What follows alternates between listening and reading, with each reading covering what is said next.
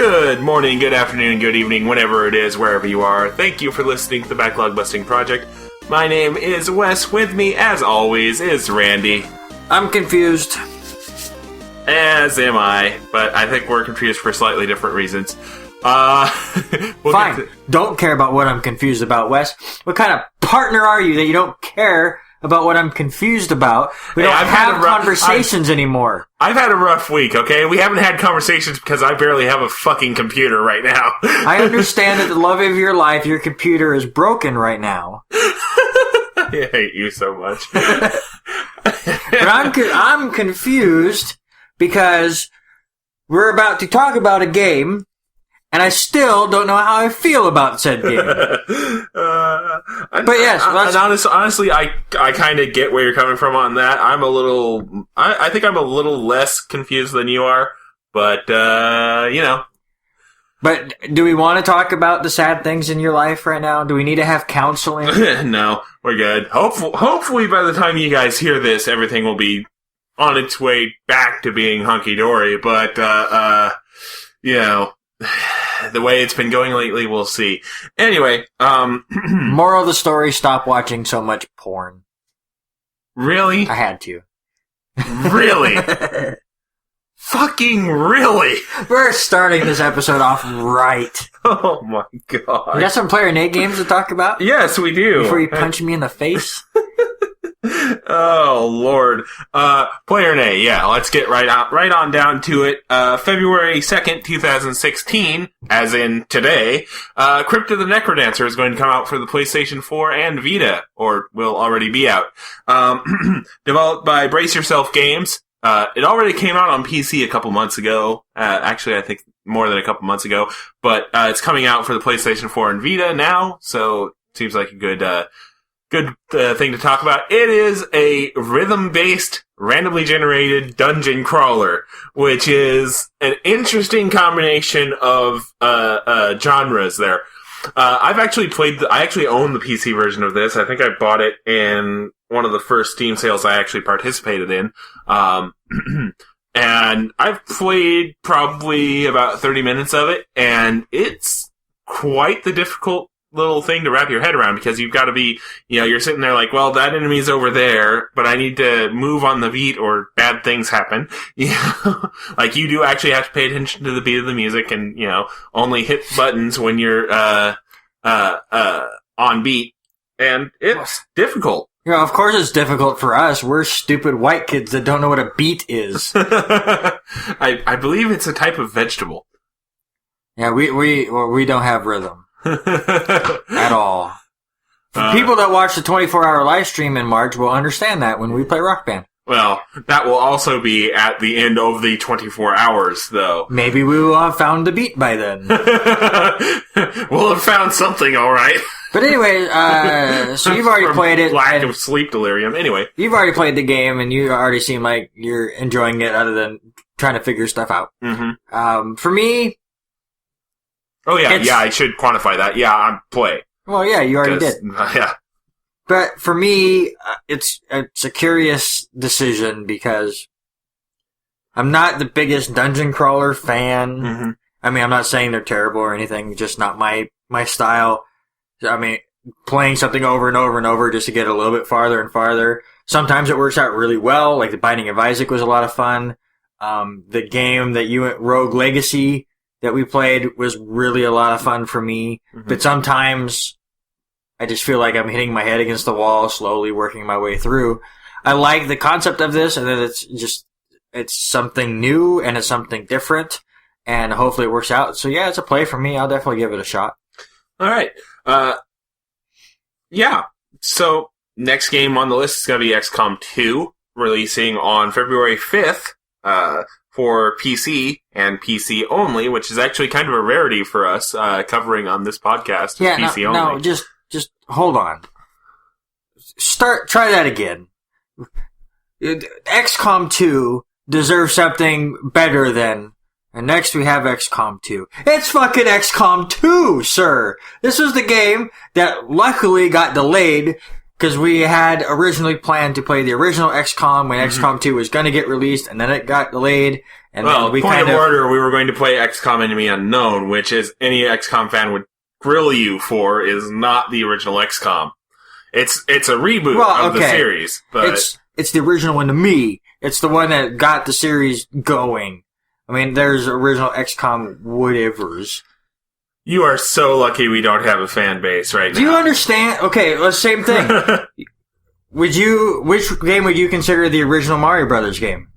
Super Mario Brothers for the NES. Because then you're a moron, because there is original Mario Brothers on the arcade. So you, sir, should get all of the hate. Just because there's a first XCOM, it's XCOM Enemy Unknown that was the game that got the series up to a higher standard. Correct?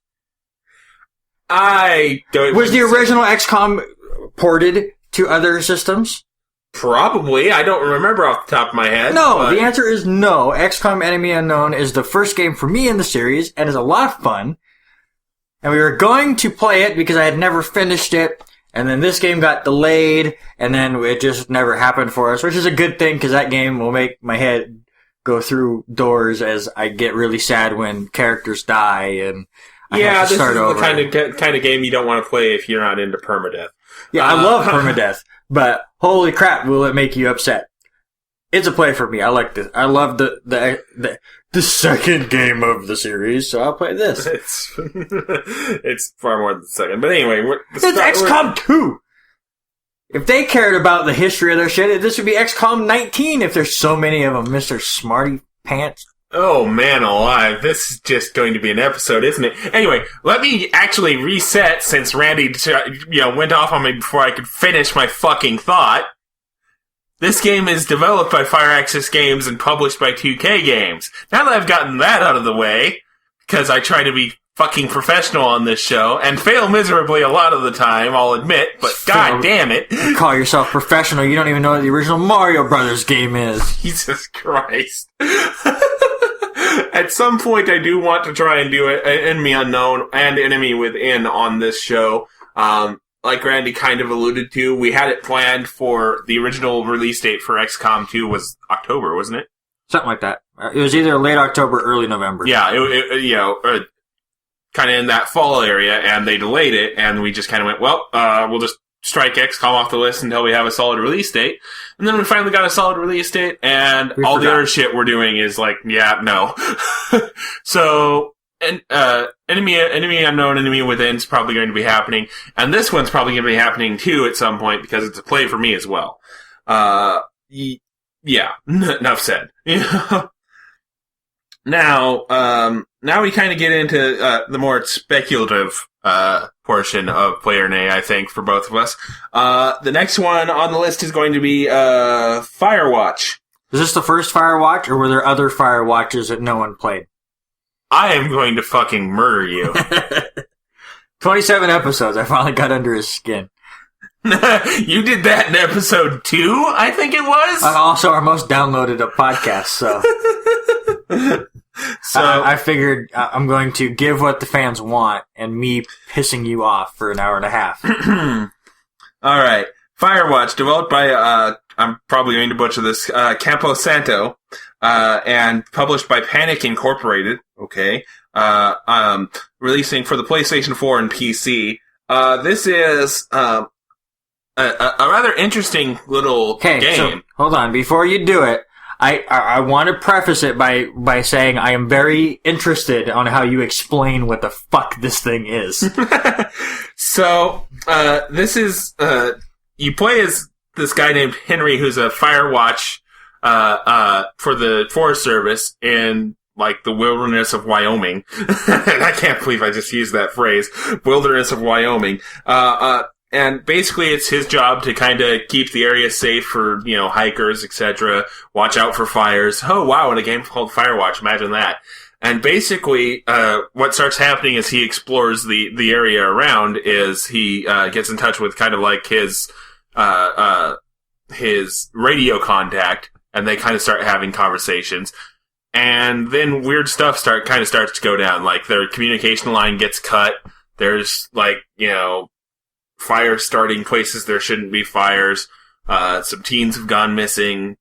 That sort of thing. And it very much looks like it's kind of like an exploration game both in exploring the countryside and kind of exploring the relationship between the characters, because there was a lot of prompts in the gameplay footage we saw to like, do you want to reply to this, or do you want to just let it go? You know, how do you want to reply to this?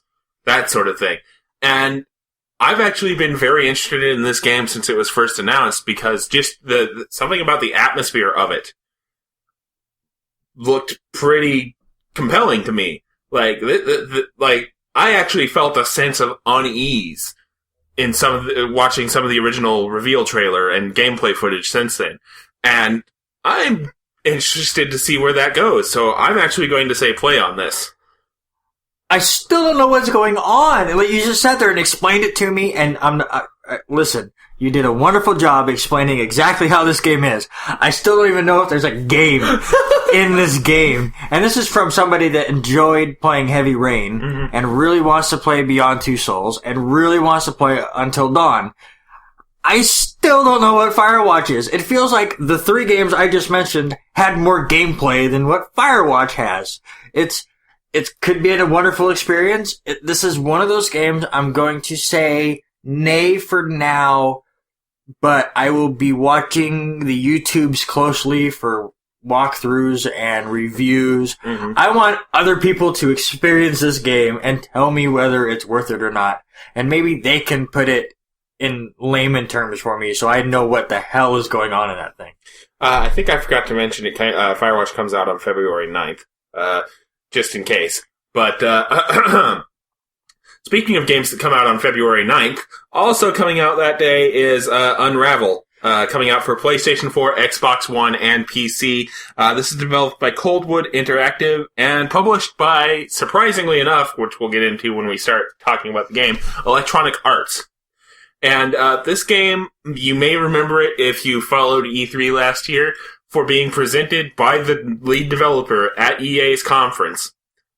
And the lead developer was so clearly nervous, like you could see just his hands vibrating like he'd had an entire pitcher of like truck stop coffee, you know, as he held his little handheld, you know, like his homemade version of the main character of this game, Yarny. And yeah, sorry, I cut you off there. No, I was just gonna say, and he shook so bad, he shook EA out of E3. Which we might get into later as a news thing. Yeah. But listen, February 9th is the weekend of games that we all were pumped for at E3 that we totally forgot all about until all of a sudden today. Yeah. These are 2 games. Firewatch, I remember we talked about on the podcast on our E3 special, and Unravel as well. I guess I'll go first. This is an absolute play for me. Yeah. This looked like, you know, Little Big Planet had its charm. This has that charm and then some. And the trailer that we watched just to kind of renew what we remembered of this game looks absolutely stunning. And yes. How they were able to, I mean, obviously there's people are going to start figuring out how these new systems work, and they're going to be able to bring out even more and more graphically. But oh my God, just the background work looks stunning. The water looks perfect. It just, the whole thing just makes me want to go, I would rather watch somebody else play it at times. And this is a platformer. This is my home base. This is what I do, is I play platformers. And I almost just want to watch somebody else play it so I can just see all the little nuances that they threw into this game. That's basically... I just threw my pin in excitement. Yes, you did. Check out that audio spike. So, this game, like Randy said, is a platformer where you play as Yarny, and he's literally a creature made out of yarn, and that also informs the gameplay. Like, there are segments where you throw some of the yarn trailing behind you onto like a button-like thing, and it catches the yarn and starts rolling. That sort of mechanic. So, yeah, definitely something I'm interested in. Definitely a play for me as well. And just, honestly, it was weird because it was one of the... it was basically the highlight of EA's conference, thinking back on it, was Unravel. I know that's not saying much because EA's conference was not the best, but... Pele. Yes. Yeah. But, yeah. Definitely, one I actually remembered Unravel. I thought it was actually coming out later this year, though. So when we started doing research for the segment, and it was like, oh, hey, guess what? Well, okay. So let me, I obviously remembered Ravel too, but it was one of those you just never heard from again. Mm-hmm. So then when you went, hey, it's coming out February 9th, you went, what? Yeah. Oh. Sweet. Basically. Well, let's see here. There was E3, and then like a month ago, I saw somebody post a video of, apparently the developer actually posted like a how-to video of how to make your own Yarny. Oh, that's cool. I was like, oh, that's cool. Like you just said. But for some reason, in my head, I just thought this game was like coming out in like the summer. And then to see February 9th, I'm like, oh, fuck. Hello. Yeah, Yoshi's Woolly World to eat your heart out of this game. Oh, Jesus. Alright, so that'll do it for Player A for this episode. We're gonna move on now and start talking about our played games for this episode. Starting, as always, with our co-played game, which was The Prince of Persia, The Sands of Time, released on November 6, 2003, originally for, oh lord, PlayStation 2, Xbox, GameCube, a bunch of other platforms. No, don't skip that next one. The Game Boy Advance. How the hell did this game end up on the Game Boy Advance? It was probably... Also, it came out on release day on the Game Boy Advance. Oh, wow, it was okay. Yeah. And Windows, okay. Okay, then. So yeah, that's the thing. Came out on mobile somehow in January 8th of 2004. I didn't think there was phones decent enough to do that in 2004. And then the version I personally played was the PlayStation 3 HD remaster, which released in November 16, 2010. And take it away, Reddy. According to Wikipedia, which you can't always rely on, technically it looks like the Game Boy Advance version came out first. Was the very first version of this game. Yeah. How? It was probably something that called back more to Prince of Persia's like beginnings as like a side-scroller, you know, a 2D side-scroller. Also, it's the only one that did not get an A from OneUp.com was the Game Boy Advance. But, again, it's limitations. Yep. So, this is basically the reboot of Prince of Persia. And I hesitate to say that phrase after the last time I tried to use it on this episode. But, this is a, basically, how do we want to put this? It's basically the predecessor to the type of action platformer we get today. Yep. Like, a lot of stuff that this game does, transferred to, like, Uncharted. Okay, this is the way I look at it. You and I have arguments all the time about, the thing that you like to use. Product of the era. As an excuse for things. The product of the era excuse. This is the point where I would concede a little bit, because this was really the milestone where then other games were able to go off of. Like, this did things right that other games before so really had not done that well. And then all of a sudden, like, all the crazy parkouring is done in Assassin's Creed better. All of the fighting is done in God of War better. But in that same aspect, if you ask me what is a better game, Prince of Persia, The Sands of Time, or a God of War, or Assassin's Creed, I'm giving it to God of War and Assassin's Creed because they took what Prince of Persia did and they did it better. However, I will look at Prince of Persia going, okay, this came out before them, so they were still working out the kinks. So I try not to really, like, harping on some of the things that they don't do as well as Assassin's Creed or God of War because it came out first. But when it's our time to go, okay, how did this game look in 2016? Those do have to come in. Yeah. Yeah, and I agree pretty much with what you just said. And I also just had a moment of reflection where I realized I actually haven't said product of the era for a while on this show. It's true. That was just your main main that was my Earthbound main argument. Yeah. I'm pushing buttons today, baby. Oh, Jesus Christ. Hotline Miami. Anyway. Everyone take a drink. New drinking game on the Backlog Busting Project. Every time I say Jesus Christ. Every time I bring up Hotline Miami, anytime you say product of the era. Would you like to kill what little fan base we have left? Oh, they all have to be alcoholics to listen to us. Sorry, guys, if you're not. Oh, man. Anyways, Prince of Persia. I am trying to stall because this is why I was confused when we started this episode. Is this game. Yeah. I do not know how I feel about it. Yeah. And Wes, let's start with the story because I think it's the simplest way to start. Yeah. So this game is basically about the titular Prince of Persia, and it's actually during the 9th century AD, and it starts out kind of actually. Now that I think about it, remember what you said about it informing like God of War? It starts out like God of War does, in that the title screen, you hit start game and then it zooms into the character doing something. Yeah, that's true. Because it zooms into... I didn't even think about that, but no, you're absolutely right. Yeah, the prince, starts telling this story to a unseen person. And he's got this spiel about time, about, how... But anyway, and he starts unfolding this story. And basically what it is he and his father are conquering another kingdom, and with the help of the kingdom's vizier. And the spoils include the hourglass of time and the dagger of time. Or, I believe that's the proper term for it. Sure. Dagger of time. Yes.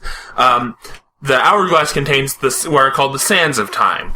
And, basically the game is kicked into motion when the vizier convinces the prince to use the dagger to open the hourglass of time and release the sands, which causes all sorts of chaos to happen.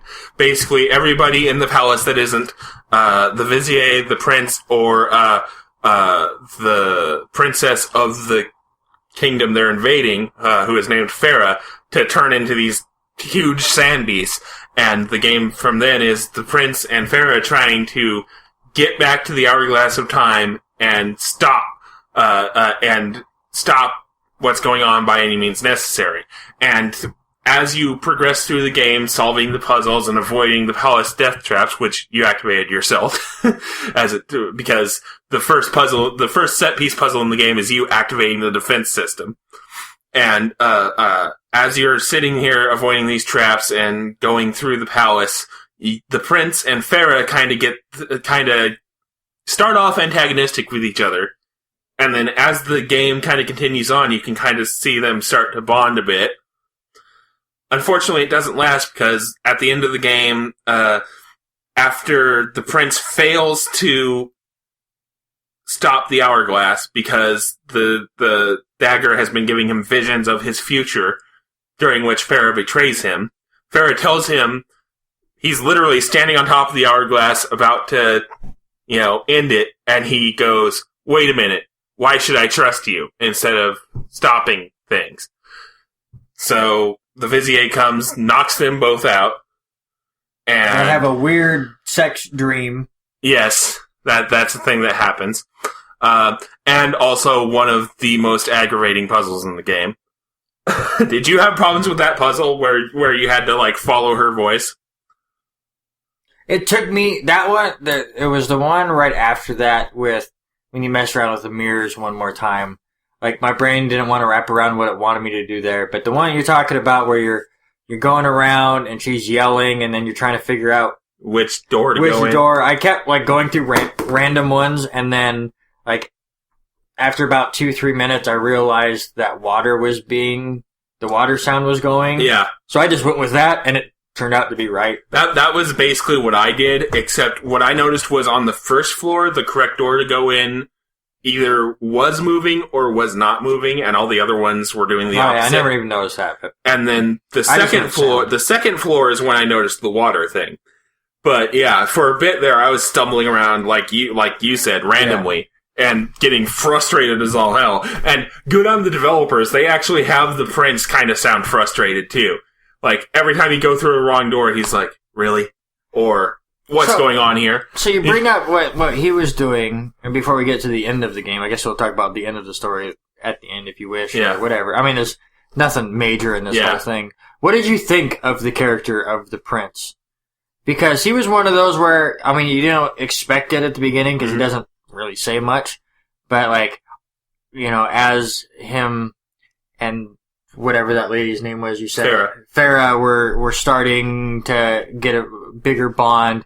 He starts talking to himself every time they split up, and I like some of that where he would be talking. Why are you talking to yourself? Like, he would just stop and go, "I'm an idiot. What am I doing?" And with as much conflict as going on, you know, your father gets turned into a sand beast and you have to kill him, and you're getting visions that sometimes are true, sometimes are not. Yeah. So, I mean, it's a big conflict there. I do like how they pulled that off, because every time you get to a save point, you get a vision, usually as a hint of what you have to do in the upcoming puzzles.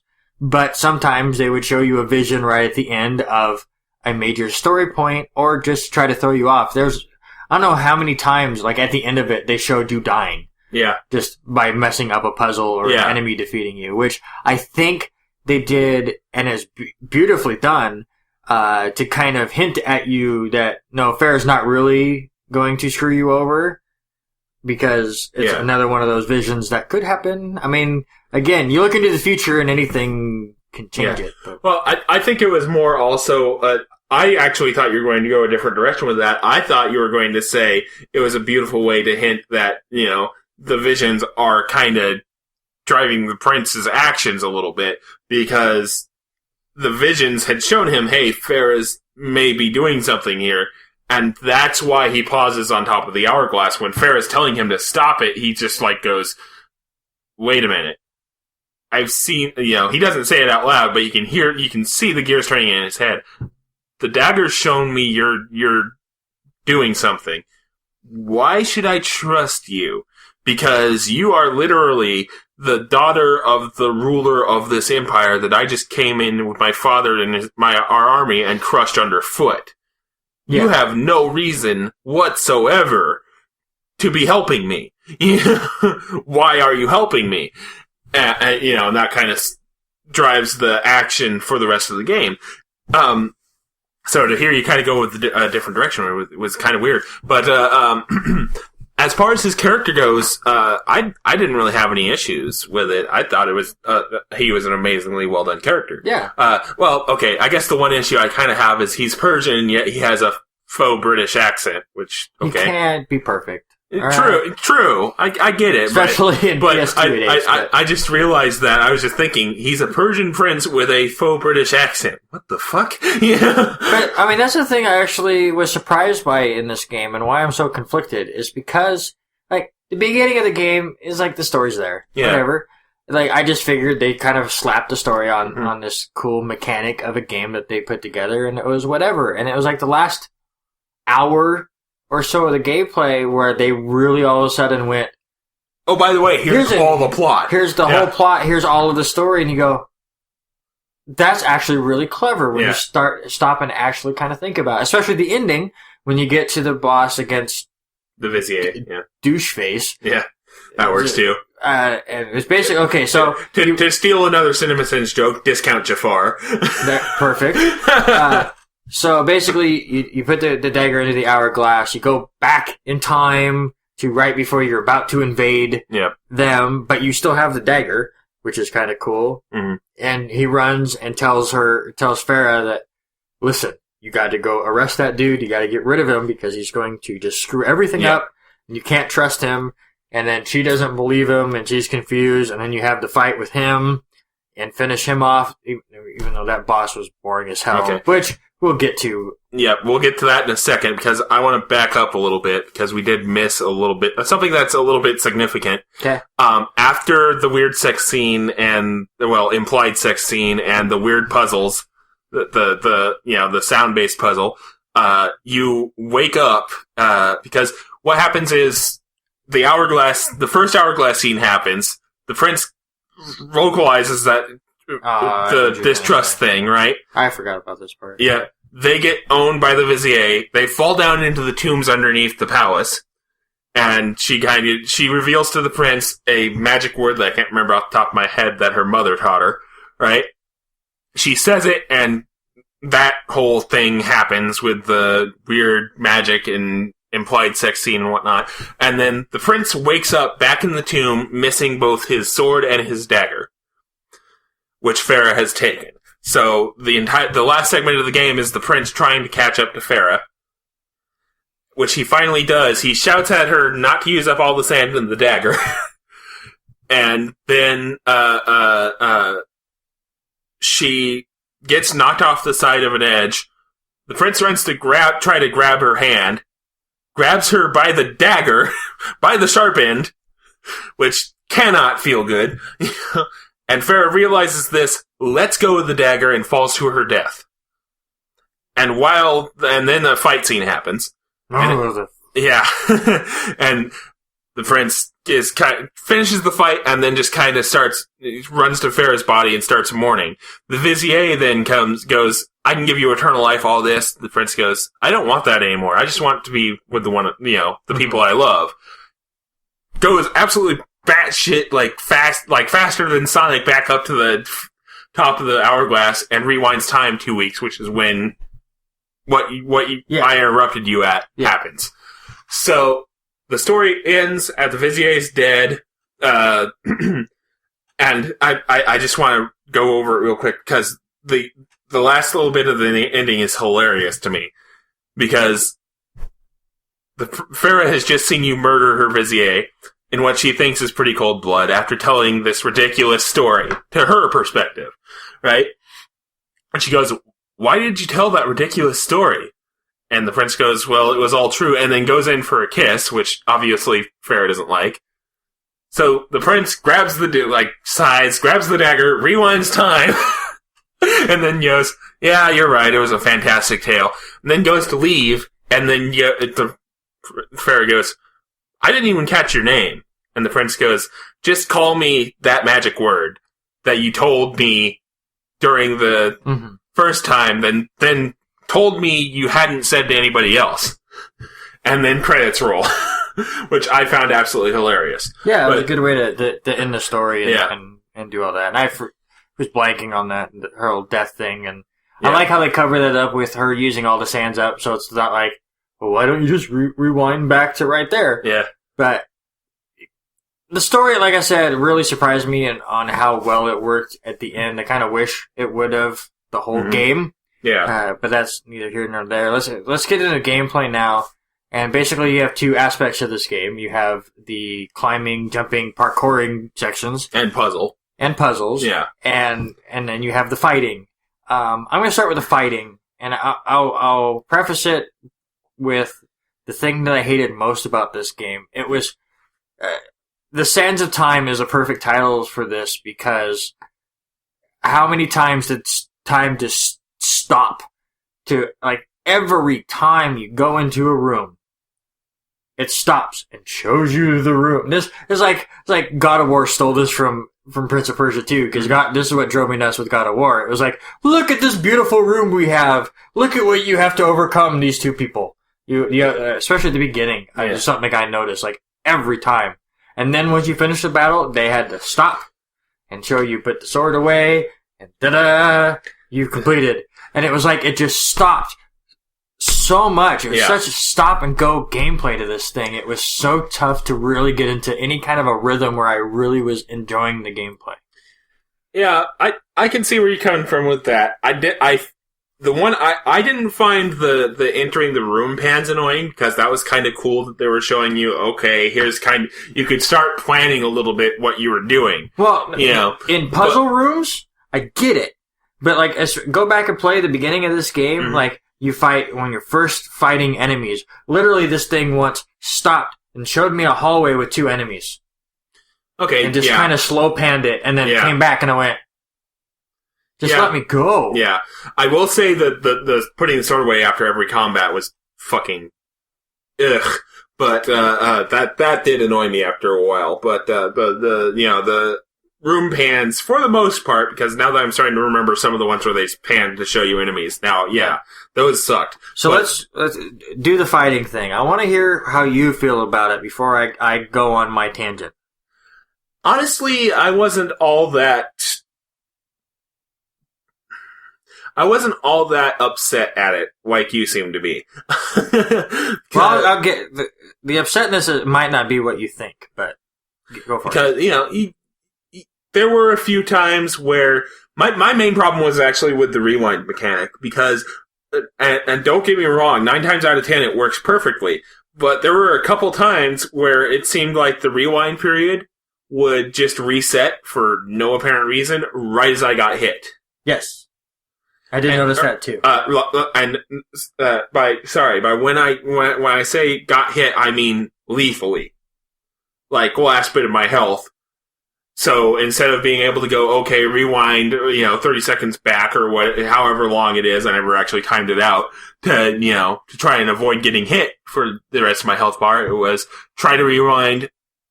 Oh, hey, my timer reset for some reason, so I can just rewind the last little bit of the death animation. Well, fuck, But as far as the actual action of hacking and slashing away at the enemies goes, I didn't really find too much wrong with it. A lot of my issues just stemmed from the fact that I would just let myself get cornered, and that would be the end of it, because I'd get stun locked. But as far as anything else, really, I didn't... Anything with the game itself, I guess I should say, I didn't really have any issues with. My main issues just came from me being an idiot. Okay, there are 3 big issues that I have with the combat. The first one is, especially later on in the game, their idea of difficulty is, let's just throw so many waves of enemies at you that you get bored. It was boring. Like, you had a couple cool moves, but really it was, oh, it's this guy, I have to do this to be able to attack him, and make sure that while I'm doing this other person doesn't come up and stick a pole up my butt. I mean, that's the gameplay. But it's not like a God of War or an Assassin's Creed where the swordplay feels smooth. It feels cluttered. It just felt like I got bored with it after a while, which made later on in the game just so difficult because, again, you would see 5 enemies in the screen. I'm like, all right. And then as you do that, more of them pop up. And I felt like I would be in fights for 15 minutes of the same thing over and over and over. The small ones I would jump over and stab and then go and collect the sands of time deal or whatever. Right. And then the big ones, I would use a special thing where I would freeze them and then slice them in 2 and rinse and repeat and rinse and repeat and rinse and repeat over and over. And it was like, just give me something else. I mean, they did such an amazing job with some of the puzzles and some of the parkouring, making it feel different. The fighting never felt different. Like, you never got these crazy enemies that you really had to outmaneuver or outthink. Everything was pretty straightforward. Like, even the bigger ones that, would block your stuff, and if you tried to jump over them, they would just throw you down. You just waited for them to swing, block it, and wail away. So to me, it was just the boring part of the game. It was one of those, okay, I have to fight for 10 minutes so I can get actually to the good part of this game. Another thing I had problems with were the camera during fighting and the weird lock-on system it decided to have. Because I don't know how many times I would have a guy laying on the ground, I'm standing right next to him, but the game has decided I am locking on to the guy 15 feet away. And when I go to hit triangle to extract. Well, the Y button, because I played on the GameCube. Oh, yeah, sorry. I had to look over at the controller to remember what button I was hitting. Hit the Y button to do the extract thing. He would go over and freeze somebody I didn't even want to be frozen. It's one of those things. That's one where I will put Product of the Era in, because still early-ish PlayStation 2, GameCube era, they were still working on that kind of stuff. But it added to the mundaneness of the fights. And then the third one, and this was just a nitpicky thing for me, but you have two different setups during fights, with sword out and with not sword out. And if you don't have the sword out, you can't jump. Like, I don't know how many times, like, I saw enemies and then he didn't pull his sword out and I went to go do the jump over their head thing and he just jumped. I'm like, oh, god damn it. And then you go to heal yourself, and the only way you can heal yourself is with water, and the only way you can drink water is if you put your sword away. I've never understood. I need to practice this. I mean, I know Rooster Teeth has immersion, where they try to take in-game things and see how it works in the real world. I've never known that to drink water you could not have a sword in your hand. It may just be a question of version differences here, but I never actually actively had to put my sword away to go over to water. I had to back away enough to not be locked onto an enemy, but I never actively had to press the button to sheath my sword to go drink water. And that's the other thing with it, and it might just be that, but you can't get far enough away because they just...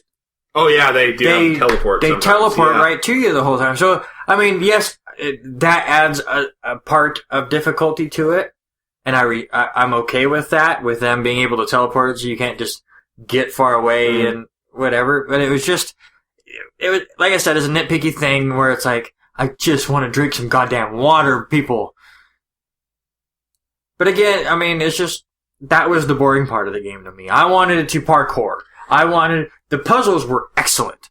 There were so many of them where you just sat there for a while and went, okay, I have to do this and this. And the parkouring, other than like the small rooms, the small hallways that you would have to do every so often, that always felt different. They were continuously adding things to make you have to think of different ways to progress. Until the point where they decided to add bats to the fucking thing. Bats pissed me off just because... I mean, they do their job. They're fucking annoying. Yeah. Especially when you're by the wall and you go to swing at them and instead you hit the fucking wall instead of a bat, so then it bounces you off and all of a sudden now you're dangling off something and then the bats get you and you die. Yeah. Fuck you, bats. That actually leads into one of my main nitpicks with the game. Real quick first though, I guess I can kind of see where you're coming from with the sameness of the combat, but I think it's just been, for me, a question of I didn't really have too much else to do this week without my computer besides, actually do my quote-unquote job and play the games.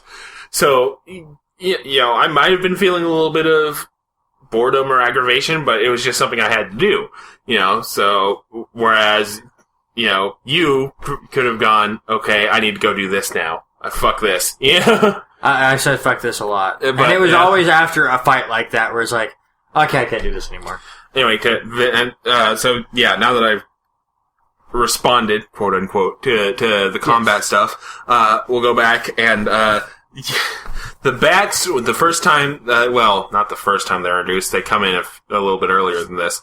But one of the very last parkour segments of the game, when you are climbing up the tower to catch up with Farah, there is a section of that climb that you go forever without a checkpoint at, and it is one of the most difficult climbs in the game. Because you don't have your dagger. Yeah. So you can't rewind. Yeah. And that's the thing I loved about this game, and just... just before you get there, I'll explain. The thing that I loved about this, I think it understood... It's almost like they added the dagger in because they went, we want to have parkour, but the PS2 or the GameCube and stuff, we just haven't figured out the best way to make a camera fucking work. So it's going to mess up their parkouring.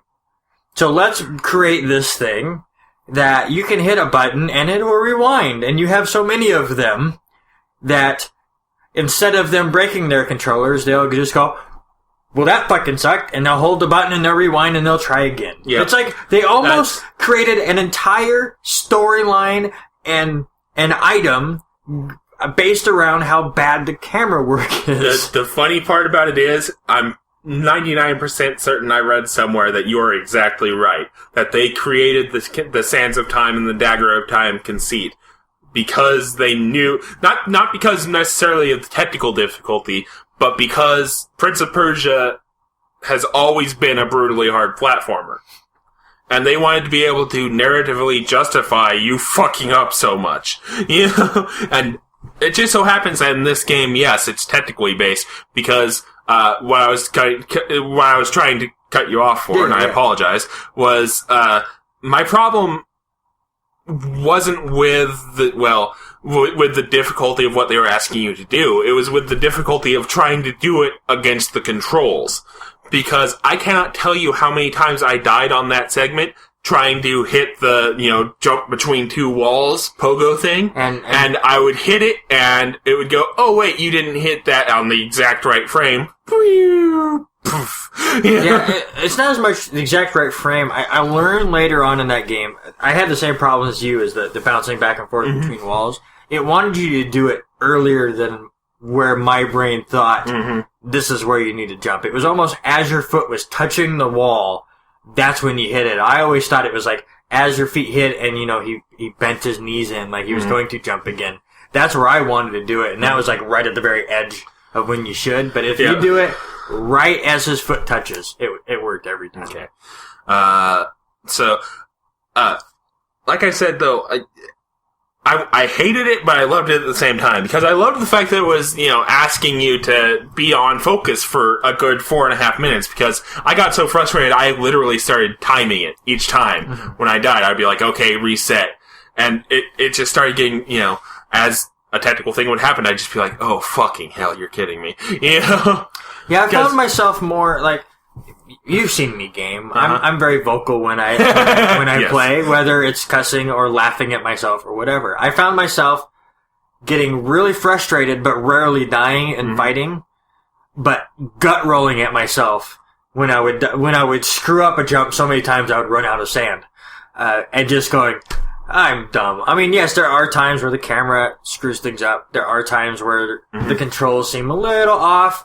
But, most of the time it was because it's asking you to hit.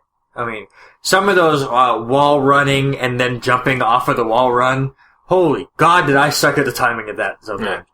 But it was asking a lot of you, and they created a concept that kind of worked around it to ease the pain. But, so I liked it. And the puzzles, we were talking, before the podcast about some of the mirror puzzles and how it kind of really made you think. And there's just puzzles all over the place. Usually a lot of moving around and stuff. I would have liked different variety sometimes. But this game isn't even that long. I think I beat it in 5-6 hours. But it seemed like they really added in a lot of puzzles that made you think. Sorry. The timer on my save is somewhere probably around 8.5, 9 hours, I believe. Oh, yeah. Mine might have been 6 or 7. I forget when my last one was. But going back to what you said about the puzzles real quick, I just remembered something. What light puzzle were you referring to when you asked me which one I got stuck on? The one where I asked you, because we talked a couple days ago, because Wes beat the game before I did, and he said there was a puzzle that he got to that was super frustrating, and then he felt super frustrated because he couldn't figure it out. The one I think you're talking about is the one in the library. Correct. Yeah. And what it was I got all the way through it, and then the very last bit where it has you try to do the beacon. Yeah. Yeah. And it's literally, you have to move 2 mirrors. You have to switch the location of 2 mirrors. I sat there for at least 15-20 minutes, rearranging every other fucking mirror. Were you like me? I'm really curious, because this is actually one, I got stumped on that part twice. Once because I just didn't see something I could jump on to progress to the next spot, so I went all the way down to the bottom to try to figure it out, and whatever. But why I couldn't figure out the last part of this puzzle for the longest time was the fact that I felt like the other mirrors were already in place. Like, if I moved one, it would undo everything I just did. So I didn't even think those were options I don't know if that's something that you did too, or no. I was sitting there going, I just tried everything because I was like, okay, I see this mirror that I just uncovered in the room right next to the thing I'm supposed to be lighting up. Okay, how do I get light to this one without moving? Or how do I move this stuff around?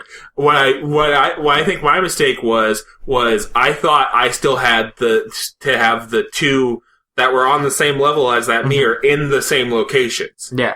And I was thinking, okay, there's got to be some way to redirect the light somehow somewhere else. So I didn't touch the two other mirrors on that level, and then I went down to try and do all that, and then my brain went, wait a minute. Oh, duh. Yeah. I had that moment, and it's the only time I even looked up anything in this game, because I just sat there going, obviously I'm not doing this right, but it's the other mirror puzzle during the dream sequence where you go in and they have all these little beacons around.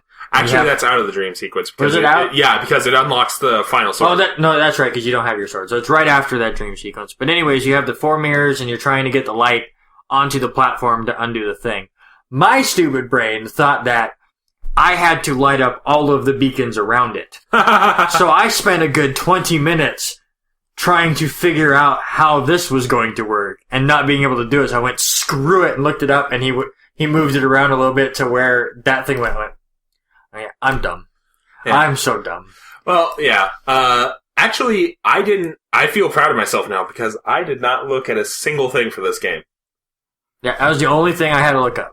And sorry, I wasn't trying to demean you or anything. Usually, I'm the guy who goes, fuck this, I'm going to a walkthrough. Because I've done it for a lot of games on this project, I'm not going to lie. But this game, I sat through in like 2 sessions, and literally the only spot I had problems at where it was my brain not doing the thinky bits was that puzzle just then.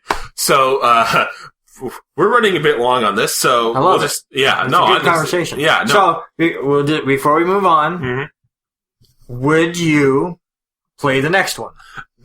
Funny enough, that was literally what I was going to ask you. Good. Which is the next one is Warrior Within, and honestly, I'm gonna have to say yes, simply for the fact that I was trying to kind of look some stuff up on Sands of Time, and I stumbled across somebody talking about Warrior Within.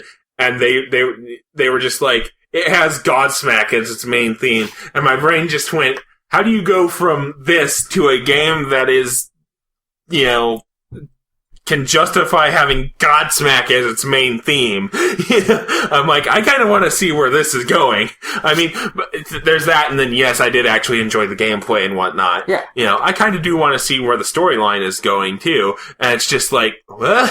So, February of 2017, we'll come back to Prince of Persia. Yeah, really. At this rate, Jesus. Alright, let's move on. Yes.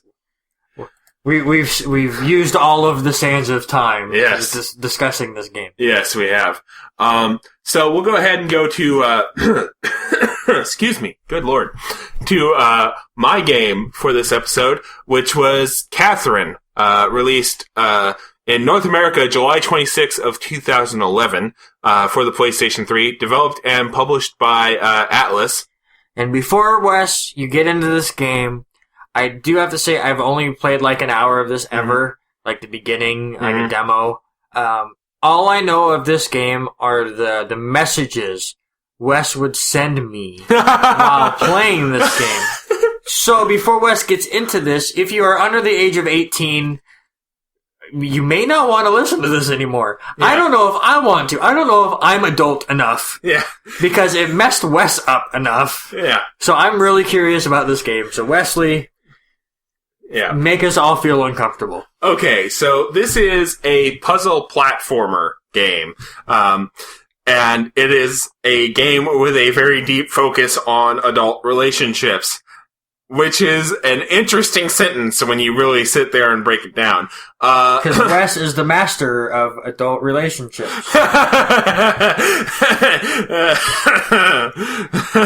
I'm the master at something. Yes! The only reason that is so funny is because in my head I was just about to bring back up the computer issue and the porn, and then you had to say the master or something, and you took it to a whole different level before I could even get there. Yep. So well because done. I knew where it was going, and I might as well just set fire to myself as we go. Well anyway, well done. Oh Jesus. Oh man. Okay. So. This game, you play as Vincent Brooks, and he's this 32-year-old dude who's in a really long relationship with Catherine McBride. That's Catherine with a K, whereas the title of this game is Catherine with a C, and we'll get into why that's important here in a second. You just brought up his age, and I just realized I'm going to be 32 myself in a month. Yes! I'm no longer in a good mood. Hey, I'll be right there with you in 2020.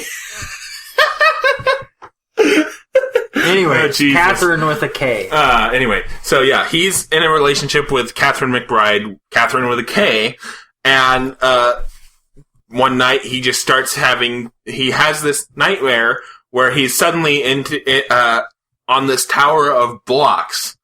And nothing but his boxers, and suddenly he has ram horns. Because, that's the thing that happens. So he starts climbing up the tower, and the climbing is the gameplay of the game. And basically you have to push and pull the blocks out of this tower to form paths to climb up. And, it's very, very engaging and difficult because you're timed on this. By which I mean, if you don't move fast enough, the tower is literally crumbling beneath you. Every so often, a layer of the tower will just fall, and done. So he gets up to the top of the tower, and the next day he goes to the bar with his friends, where there's this rumor that if you fall in a dream, and you don't wake up before you hit the ground, you die. And, okay, so that's the thing that happens. And then Vincent suddenly meets Catherine with a C at the bar that night. And they hit it off, they talk for a bit, and then that night, Vincent goes to sleep and he climbs another tower. And then he wakes up and suddenly Catherine with a C is in his bed. Talking about what they did last night. See, Wes, I know you're not a master of adult relationships. That's not good. No, it's not. Okay. Yes, I'm well aware of that fact. Thank you very much. And basically, the story kind of spirals out from there as Vincent tries to, figure out what the hell is going on with these dreams, figure out what's going on between him and Catherine with a K, because what's going on is Catherine with a K's family is telling her, hey, you'd better get married. And Catherine with a K is trying to force the relationship along, and Vincent's not sure if he's ready for that. And when he's with Catherine with a C, he feels like, okay, I'm not, tied down anymore. And that's the central conflict of the game, is freedom versus order, basically. Because between climbs of the tower, between levels of the tower in the nighttime stages, you're basically, you're asked a question by the omnipresent force that's basically making you do this. And all the questions are relationship-based. I'm trying to remember one of the non-weird ones. Because there's one I sent you a picture of that was absolutely fucking hilarious. Give us the weird ones. Okay, I'll just tell you the one I sent Randy the picture of, because when it happened, I just had to go, oh my fucking god. And it's, you've been with somebody for a while, and then you find out they're a robot. How do you proceed? And the answers are, is it fully functional, or I don't do robots? And basically, how you answer those questions influences Vincent's kind of inner monologue. If you answered the more, freedom-based ones, the ones that don't show a level of commitment, you move towards that side of the scale. If you answer the commitment ones, you move towards the order side of the scale, kind of thing. And basically, the plot proceeds is as Vincent is, trying to juggle all these things and deal with his guilt about being a cheater, technically. And basically, it all comes to a head when Catherine with a K actually meets Catherine with a C in Vincent's room. And they have this big, huge drama bomb thing. And that night, Catherine with a K somehow gets dragged into the tower with Vincent. And you do an escort. And an escort mission during a puzzle platformer, which, oh boy, that was fun times. But basically the story concludes with Vincent choosing between the Catherines, and depending on your answers to the questions during the nighttime phases, it determines what ending you can get. There are something like 9 different endings to this game, I think. I actually got the true lovers ending with Catherine with a K, because I generally tended to answer the questions with stuff that didn't sound like a raging asshole. Again, like you said, I will fully admit, I'm not Dr. Phil when it comes to relationships. I'm terrible at them. My experience is very much lacking in that field. But a lot of the answers just sounded like, holy shit. Like, who would even answer that if they weren't explicitly trying to get the chaos ending with Catherine with a C. If anybody actually believes some of this stuff, holy shit, I do not want to be friends with this person. But I just have one question so far. Yes. Is there an ending where Catherine leaves you for Catherine? No. As far as I'm aware, no. That's disappointing. Yeah.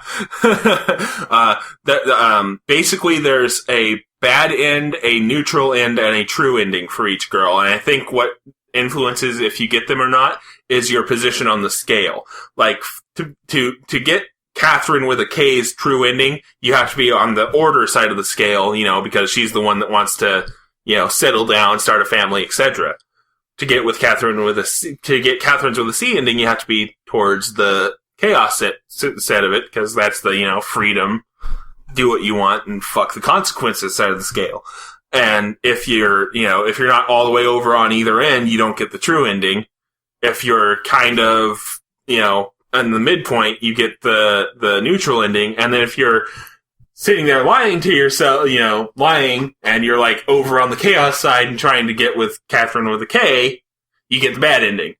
Is that how I think it works? I didn't do the research on this because I honestly didn't have time to try and run through this game again, because it is 8 stages of at least 3 or 4 levels each, and this game is fucking hard. Like, a lot of those messages I was sending to Randy, I mean, yes, some of them were about what was happening in the story, because honestly, if anything I've said about this game makes you interested in playing it, I'd actually say go play it. Yes, it gets bug shit crazy at times, but it's the good kind of bug shit crazy. We'll just put it that way.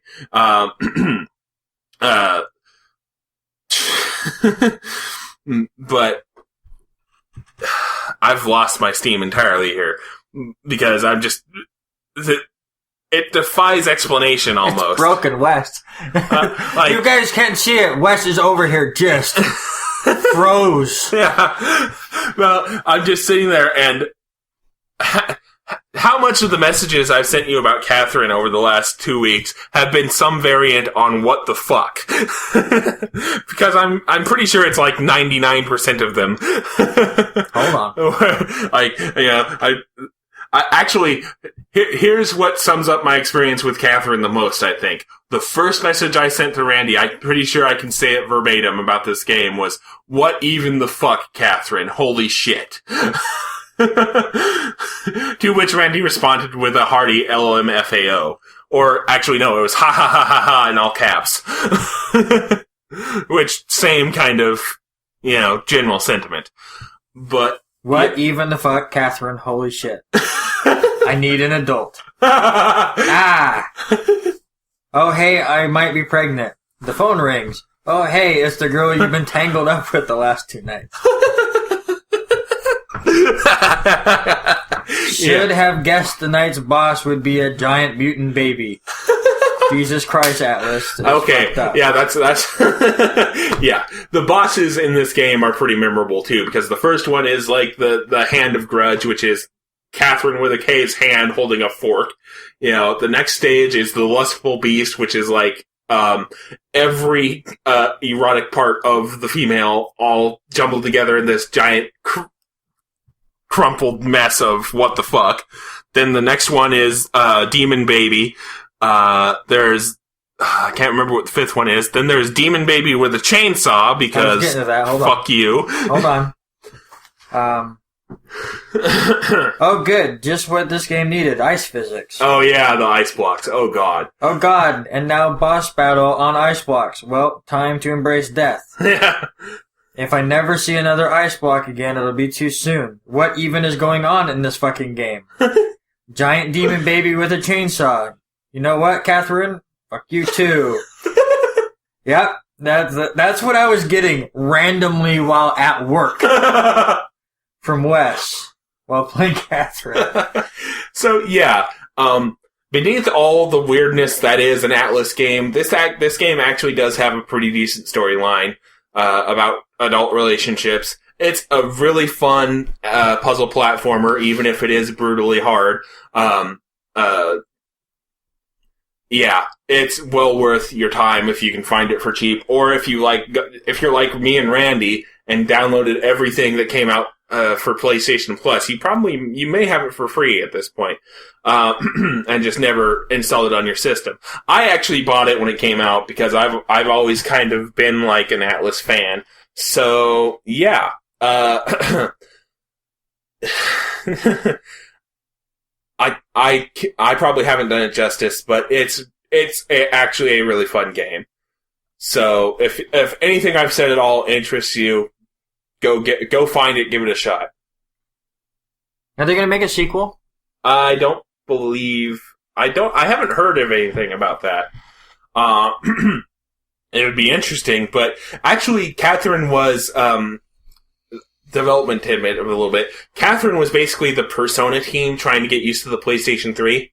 Mm. How'd that work out for them when Persona 4 or Persona 5 is basically skipping the PS3 now? Because I believe they just basically said, yeah, it's just coming for PS4, deal with it.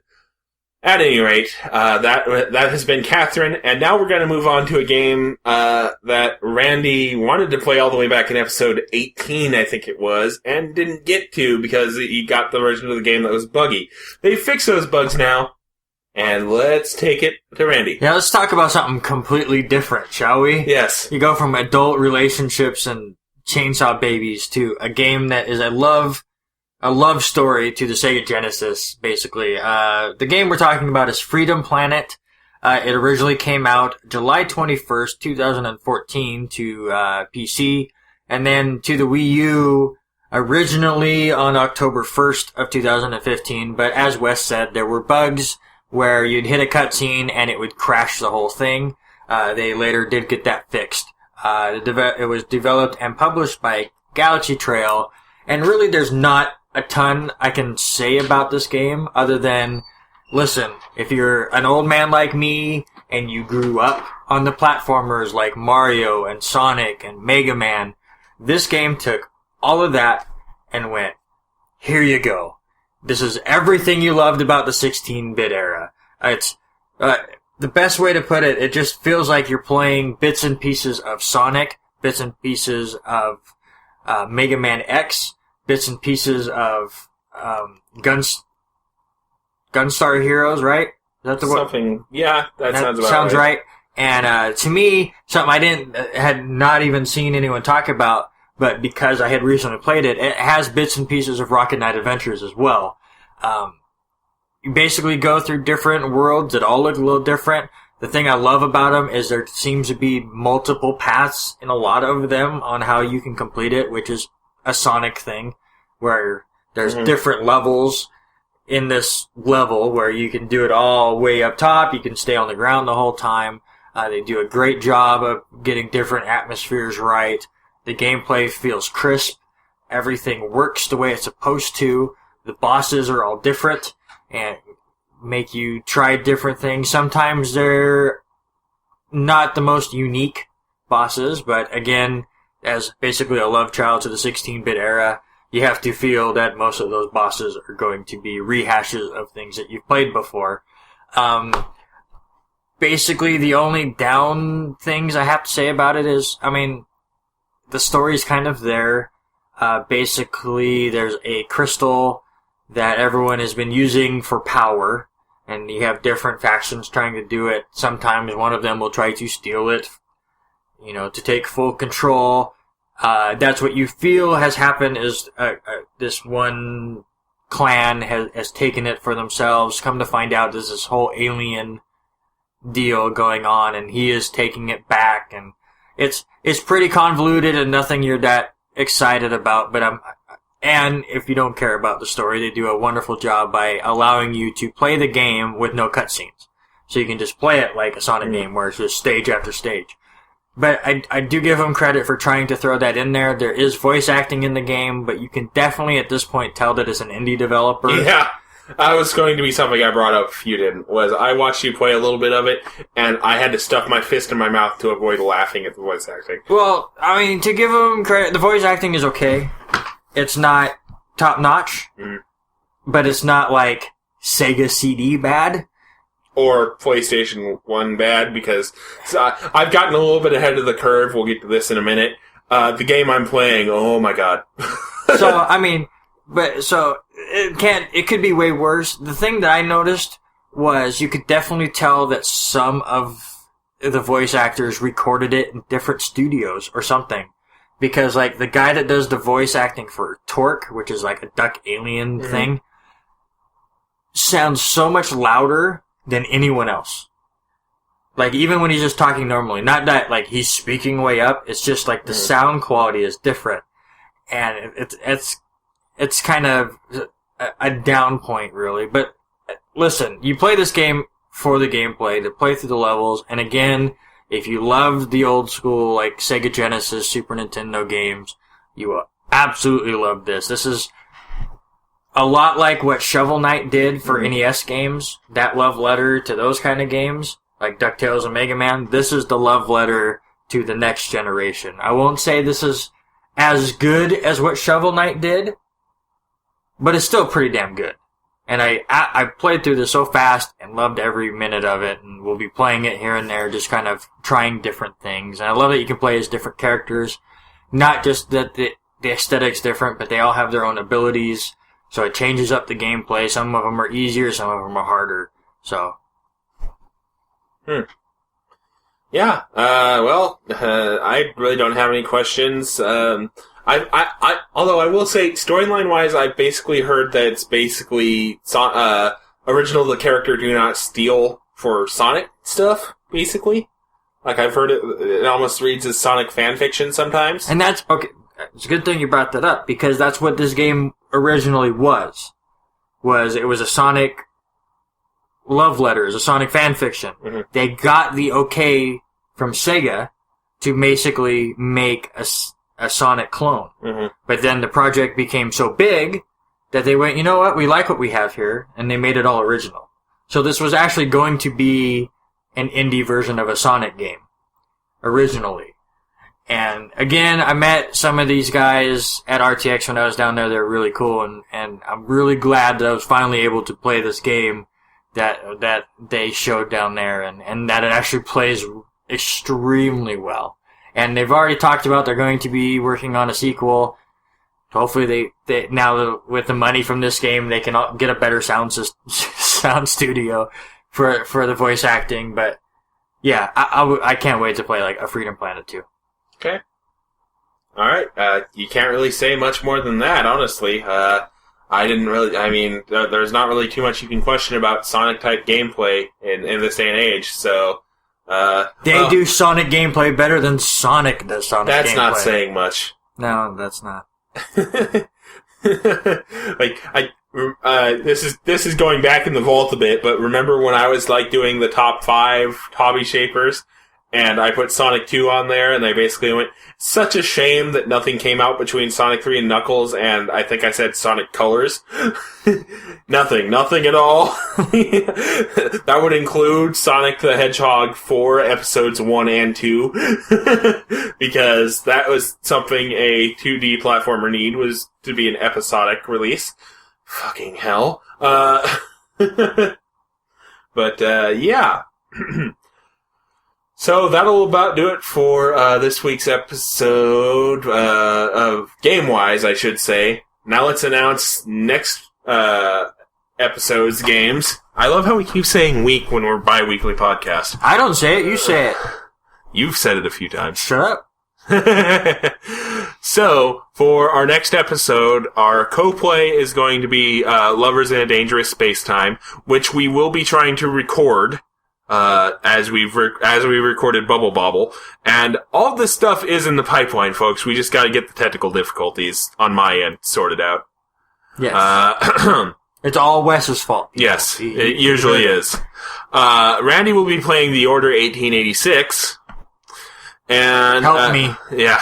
Now that I remembered what he's playing, I feel a little less bad about my fuck up, because this episode obviously will be releasing around Valentine's Day, which is why we chose to co-play Lovers in a Dangerous Spacetime, because love. And what better way to talk about love than play a game about adult relationships like Catherine?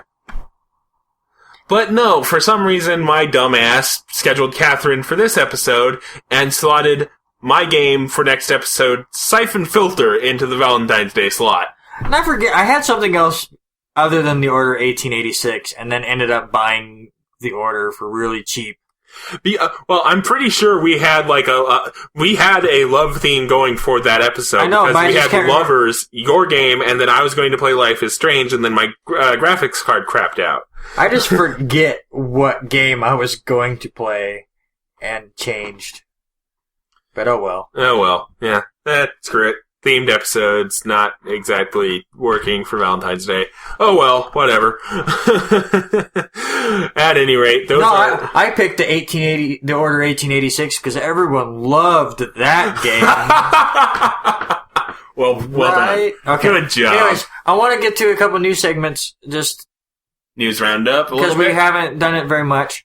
You and I both were on 4PC. Yes. About 2 weeks ago. Yeah. And we both lost. Yeah, it's sad. Yeah, I think that was my worst 4-piece showing, 4-player co-op to date. I thought I was going to win, and then there was one question I didn't get anything on. I only got points for like one question, I think. I only got like 2,000 points. But I just want to, you brought up, the Epic Side Gaming for Sonic, so that made it, a perfect segue, to this news roundup thing that we talked about on the 4PC, which was how Hitman went to episodic style. How do you feel about Hitman doing the episodic thing? Because you didn't think Sonic was a good idea. Well, if you go and read my answer to this question, I basically say this isn't really a change. It's just kind of a different way of phrasing it. Because the plan for Hitman from the start was they would release the first little bit, and then you could pay for chunks of it when they released more content. And that's just what they're doing here, except they're just being a bit more upfront about it. They're saying, originally it was going to be you get the game and the first little part of the sandbox for free, and then you get the rest of this stuff when it comes out. You can pay $15 for this pack or whatever. Whereas now they're just going, okay, you get the first bit for $15, and then you can pay for the rest of the stuff. And actually, I like it a lot more now that you say it that way. Like, I had no problem with it before. The way Hitman works, with the way the missions are, it works better for episodic gaming. Yeah. And hopefully there's a lot. I've heard that there might be just like 2 missions each time, and then they want you to go play it over and over and get the high score. And I think if you do that, then it's going to tank. The thing that I'm curious about, and why I'm glad they're doing episodic, is maybe they saw what happened to Evolve, where Evolve was like, we're going to have all of this great DLC and it's going to be amazing. And then they came out with the bare bones Evolve, and everyone pissed all over it. And by the time the game started to add up and become a good game, no one was playing it anymore. Yeah. Everyone moved on. So I think maybe Hitman saw that and went, well, we're pretty bare bones to start with only a couple missions, so let's just make it episodic so they understand it better, and we're not making them pay $60 up front. We'll get their money in chunks. Well, no, they weren't going to be charging you $60 up front. It was originally going to be free to play at first, and then you could get, get the additional content packs. And I think what it's going to be now is you're going to get a bit more substantial chunk than you were, for free for $15, and then you can, buy the season pass or whatever. Cool. The other thing is, I believe one of the things with this particular iteration of Hitman is they're going to expand on the contracts mode from Absolution, which was, the players themselves could actually, set up missions and go, okay, beat this to the community at large. And I'm pretty sure that's something they're expanding on with this Hitman. So it's not going to be just, the IO Interactive or the Square Enix. I'm pretty sure it's still actually IO Interactive developing. But you get what I'm trying to say. It's not going to be just the developers, intended missions that you're getting. You're going to be getting the tool set to make your own stuff. If I remember correctly. I could be entirely wrong on that. It's really late and fun stuff, so I could be misremembering. But either way, the only problem I see with it is just the change in terminology. Yeah. Or maybe people don't understand it. And I think it's a little bit of that, and also Sony and Microsoft may not have been prepared to handle that sort of thing on the technical side of things, because it definitely, because Square Enix was going in hard when this was originally announced on you'll get the first bit for free, and then you've got the rest of this stuff you can go buy. They were really emphasizing that, and then all of a sudden they, hit the e-brake and went, well, okay, now you're getting the intro pack for $15, and then you can piecemeal the rest. So it reads to me like Sony or Microsoft just kind of went, about that. Yeah. And then the other news story I kind of wanted to hit on, just because I'm curious how you felt about it. Mm-hmm. I think people are making a bigger deal out of it than I think it should be. Yeah, I agree. But EA has basically pulled out of E3, kind of doing a Nintendo. Mm-hmm. And people are going, this is the death of E3. But it's the thing that's curious to me is they're doing their own event now, which other companies have been doing. I mean, this is nothing new. But the thing that they're doing, it's like the 3 days before E3. So they're still doing the press conference, which everyone else is doing, which will probably be in the same time slot that the EA press conference has always been. But instead of having a huge showcase on the floor of E3, they're going to move theirs over, a couple blocks is what I've heard, to another location that will be open to fans, or more open to fans. I don't know how well that would work, where then they will have more space and a lot more demo setups and allow you to really be more hands-on. So before I ask you your feels on it, I'm totally okay with it. This allows more space on the E3 floor for maybe more indie titles that really need the video game media to take notice, which is what E3 is about, right? It's about the media getting a hold of a game and then showing it out. E3 has turned into everyone live streams the press conferences, and then they don't care about what happens the next 3 days, because all of the big announcements happen at the pressers anyways. E3 should just be the pressers, really.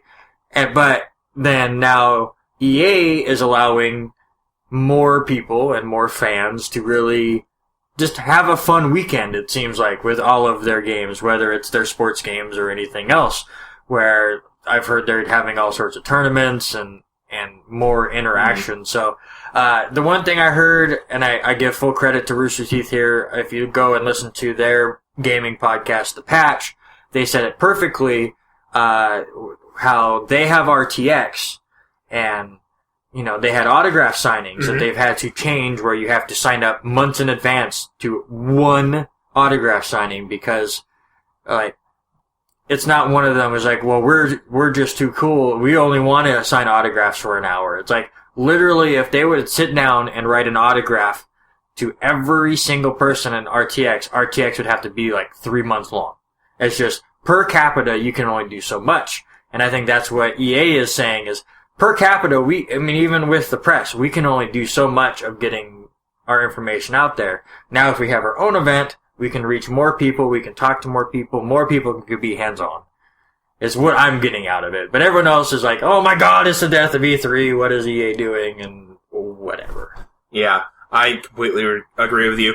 I will say this, though. If it leads to them showcasing more stuff like Unravel, then yes, let's go ahead and do it. If it leads to them going, oh hey, now we have more time for useless shit like dragging Pele out, then... No, but you're not understanding. Again, you're looking at E3 as just the press conferences. You do realize those press conferences are before E3. Oh, no, I'm talking about on the floor.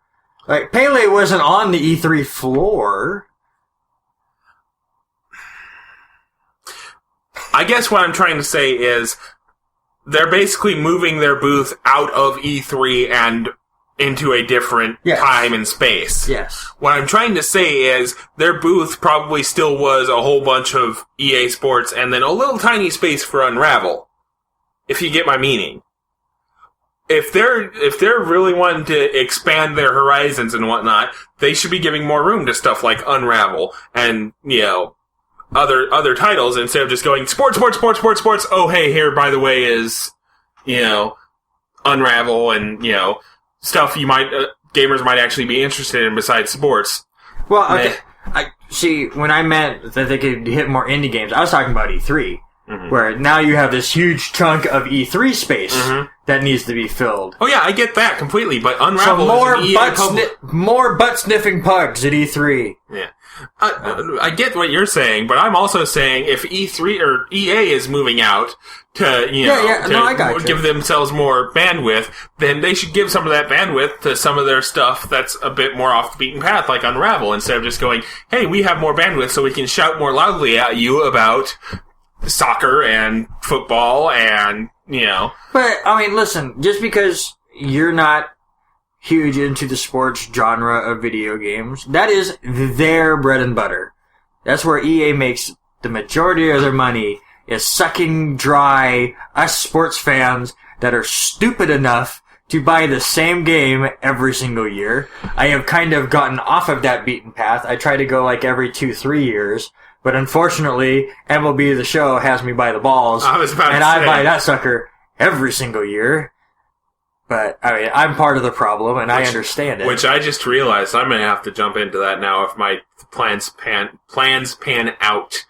Because originally I was going to buy a PS4 with my tax return. We'll see how much of that tax return I have to spend on my computer. But I just realized if I buy a PS4, I'm probably going to end up buying a copy of the show and online leaking it up with a certain baseball fanatic. Yeah, certain podcast co-host that makes me want to kill him on a daily basis. Yay! Actually, technically a bi-weekly basis, but, Still, yay! Oh, man alive. And, huge news, that's just on a personal basis, one of the first episodes we ever did, Wes, with the player Nay, we talked about a little game called Helldivers, and I remember just gushing over how much I wanted to play that game, but it was one of those where you want to play it with people, not by yourself, so I kind of held off on buying it. Well, Helldivers is going to be a PlayStation Plus game here in the month of February, so I know a bunch of people that would be able to download it, so I finally get to play it. I'm very excited, and it may end up being a podcast thing so that I could just kill two birds with one stone and not just beat Helldivers, just to beat it. Maybe I'll beat it and use it on the podcast. Good thinking. And on that note, this has been quite the entertaining ride. That's a stressful ride, but it is stressful ride for you. I've been pushing your buttons all for an hour and a half. Yeah. So yeah, until next time, as Will Wheaton once said, Play more games.